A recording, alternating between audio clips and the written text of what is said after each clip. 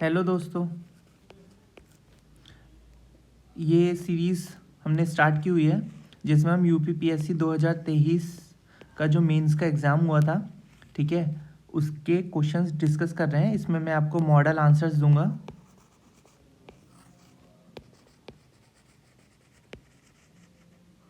ठीक है। तो आप और ये 8 मार्क्स का है अभी, ठीक है, और ये 125 वर्ड में हमें लिखना है। तो ये हम देखेंगे किस टाइप से मॉडल आंसर लिखा जाएगा, ठीक है। और मैं ये क्वेश्चन नंबर 5 है क्योंकि हमारा ये डे 5 है, ठीक है। हम डेली एक क्वेश्चन डिस्कस कर रहे हैं। तो मैं आपको सजेस्ट करूँगा कि आप ना एक अपनी टेक्स्ट बुक में पहले ये क्वेश्चन लिख लें, ठीक है। और अपने से आपको 8 से 10 मिनट दे के या 15 मिनट स्टार्टिंग में अगर आप दे रहे हैं तो आप ये क्वेश्चन लिखो, ठीक है। इस क्वेश्चन का आंसर लिखने के बाद आप यहाँ से जो मॉडल आंसर दिया हुआ है ना, यहाँ से आप देखिए क्या क्या इम्प्रूव आप कर सकते हो। क्या पता हो सकता है कि आप इससे भी बेटर आंसर लिखो, ठीक है। तो इससे क्या होगा कि आपके पास ना एक क्वेश्चन बैंक तैयार हो जाएगी, ठीक है।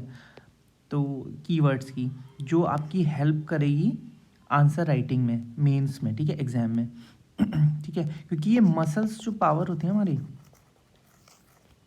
ठीक है, यही हेल्प करती है रियल एग्जाम में, ठीक है। क्योंकि आपको एक क्वेश्चन लिखने में 7 से 8 मिनट मिलेंगे, ठीक है, जिसके अंदर आपको सोचना भी होगा, ठीक है, और एक परफॉर्मा भी बनाना होगा कि आप किस किस टाइप से लिखेंगे, ठीक है। तो मैं आपको बता दूं कि हम यहाँ पे एक क्वेश्चंस को कैसे डिवाइड किया हुआ है। एक क्वेश्चन को हम डिवाइड करते हैं 3 पार्ट्स में, ठीक है। फर्स्ट पार्ट हमारा होगा इंट्रोडक्शन, ठीक है। सेकेंड पार्ट होगा body and third part would be a conclusion, ठीक है। जो इंट्रोडक्शन वाला पार्ट होगा ना, ठीक है, उसके अंदर हम कुछ डेफिनेशन लिख सकते हैं, ठीक है। अगर हमारे पास स्टैटिस्टिक्स हैं वो दे सकते हैं, ठीक है। कुछ सेइंग है, ठीक है, या कोई कोट है, ठीक है। कोट तो मतलब बेसिकली नहीं लिखना चाहिए इतना, ठीक है, आंसर में, क्योंकि हमारे पास वर्ड्स बहुत कम है।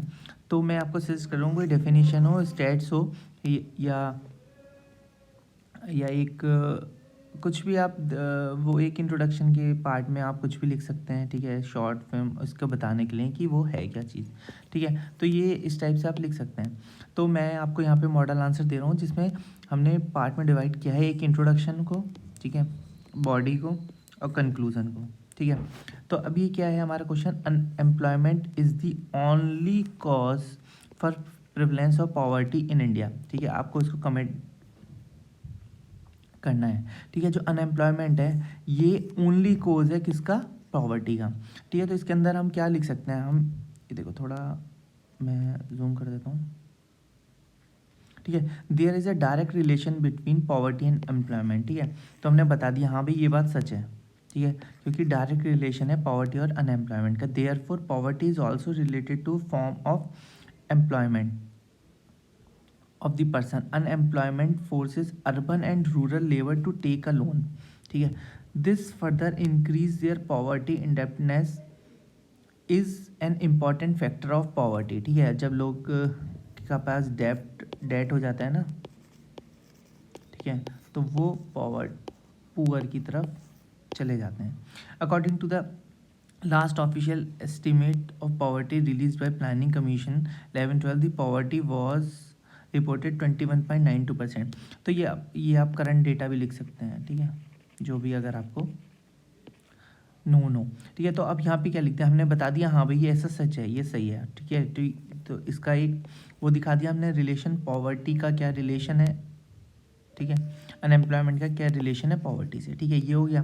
और अगर हमें स्टैट्स पता है हमने वो मेंशन कर दी, ठीक है।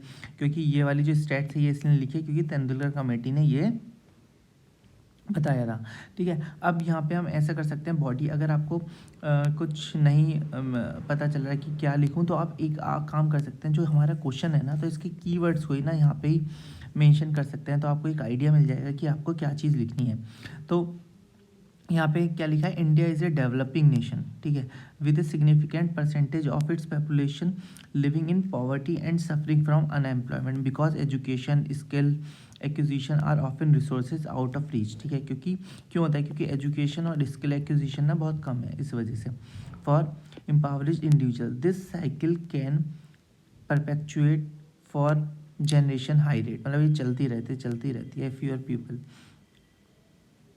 Employment mean fewer people are contributing to economic growth of the country, ठीक है। On the other hand poverty puts immense pressure on government resources to provide a basic level of social security and services thereby diverting resources from such infrastructure innovation, ठीक है। अब इनको थोड़ा point wise में आप discuss सकते हैं, ठीक है। High incidence of poverty among the significance portion of population, limited access to the basic necessity, ठीक है। तो आप ये अपना पढ़ लीजिए और मैं इसकी पीडीएफ ना अपने चैनल पे भी दे दूंगा, ठीक है। आप मेरा इंस्टाग्राम भी हैंडल भी फॉलो कर सकते हैं, आप मेरे टेलीग्राम चैनल से भी जुड़ सकते हैं, और यहाँ पे लाइक एंड सब्सक्राइब आप मेरे कर दीजिए और बेल आइकन पे क्लिक कर दीजिए, जिससे कि कोई भी नई नोटिफिकेशन आती है तो वो आपके पास पहुँच जाए, ठीक है। तो ये एक कंक्लूज़न भी लिखा है जब प्यू रिसर्च सेंटर, ठीक है। तो कंक्लूज़न में मैं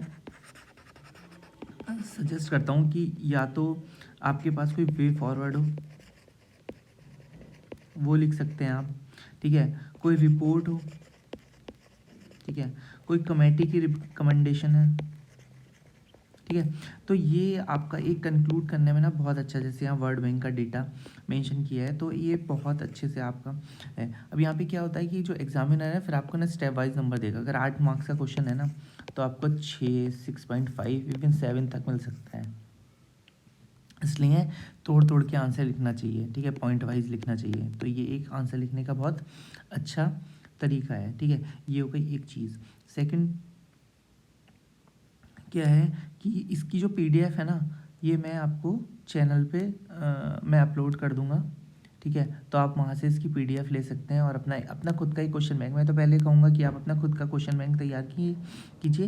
ये क्वेश्चन लिखने के बाद जब आप अपना आंसर लिखेंगे तो उसके बाद देखने के बाद जब आप अपना रीचेक करेंगे ना तो एक स्टिकी नोट लगा लीजिए, ठीक है। तो यहाँ से आपको जो जो इम्पोर्टेंट चीज़ें मिले ना, ठीक है, तो आप वहाँ मेंशन कर दीजिए।